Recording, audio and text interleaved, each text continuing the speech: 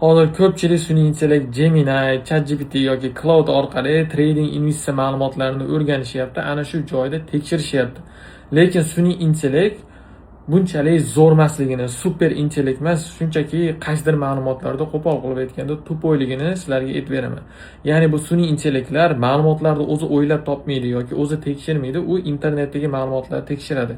Agar men o'zimni Nur Invest veb-saytimda Nur Ismoilov zo'r deb ko'rsatsam va Nur Ismoilovda 10 million dollar puli bor yoki aytaylik 500 million dollarlik investitsion fond boshqaradi deb qo'yib qo'ysam va ana shu narsani Google'ga aytaylik Bing degani bor, yana Yandex degani bor, mana shularga indekslasam, mana shu informatsiyalarni keyin LLMlar, ya'ni sun'iy intellekt siz chatlashayotgan aytaylik platformalar mana shu internetdagi informatsiyalarni indekslanganlarni borib o'qiydi.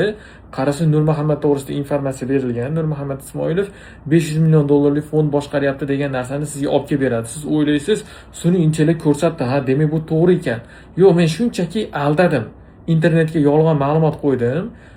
Fact checking qila olmaydi qaysidir joylarda, lekin aytadi, bu narsa tekshirilmagan ma'lumot deydi. Agarda siz sun'iy intellektni qiynasangiz, mana shu narsa rostligini menga isbotlab ber desangiz, topolmaydi. Lekin men to'g'rimda Nur Muhammad Ismoilov to'g'risida informatsiya ber, halol investitsiyani targ'ib qilayotgan eng zo'ri kim, O'zbekistonda eng katta kapital boshqarayotgan kim desangiz, meni sizga informatsiyani olib kelib beradi. Chunki men internetga mana shunaqa yolg'on ma'lumot qo'yganman va hozirgi paytda O'zbekistondagi ayrim traderlar va brokerlar mana shunaqa yolg'on ishlatishyapti. Shu sababdan ham ehtiyot bo'linglar. Sun'iy intellektda tekshirilgan ma'lumot bu to'g'ri degani emas.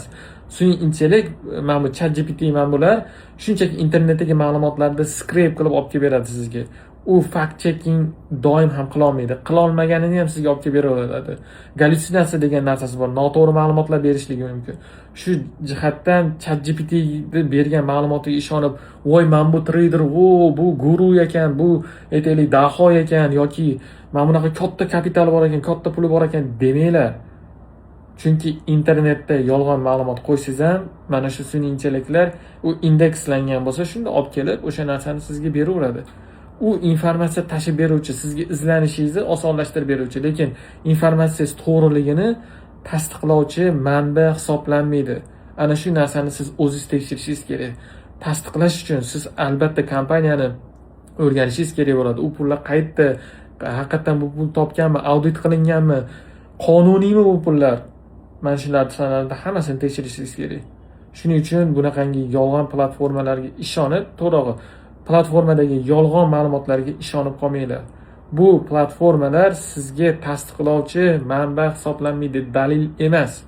U sizga internetdagi bor ma'lumotda to'g'rimi, haqqoniymi, insof bilan, vijdon bilan yozilganmi yoki g'irt, aldov, yolg'on, firibmi, hammasini olib kelib beradi.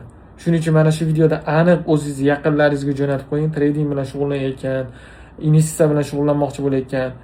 Fact checking bu sun'iy intellekt orqali qilinmaydi. Yordam berishi mumkin fact checkingizga, manbalarni keltirib berishligi kerak, aniq dalillar asosida. Internetda veb-saytni qo'yib qo'yishlik bu oddiy narsa insonlar. Men misol uchun Akinda platformasida hozirgacha 100 dan oshiq maqola chiqarganmiz. Xohlagan narsani yozishim mumkin, xohlagan narsani. Akinda platformasi 1 milliard dollarlik kompaniya deb yozishim mumkin. Google'ga indekslash degan narsasi bor. Buni marketologlar tushunsa kerak. Men shu narsani beraman, bo'ldi. Mana shu informatsiya tipi internetda bor. Ko'zinglarni ochinglar. Vaqt keldi, izlanib ma'lumotlarni o'rganishinglar kerak bo'lgan.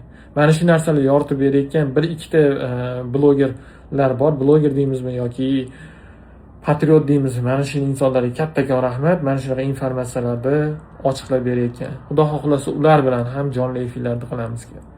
Kommentariyada izohlarni yozinglar. Bu videoda aniq o'sha do'stinglarga jo'natib qo'yinglar. Ko'zini ochsin.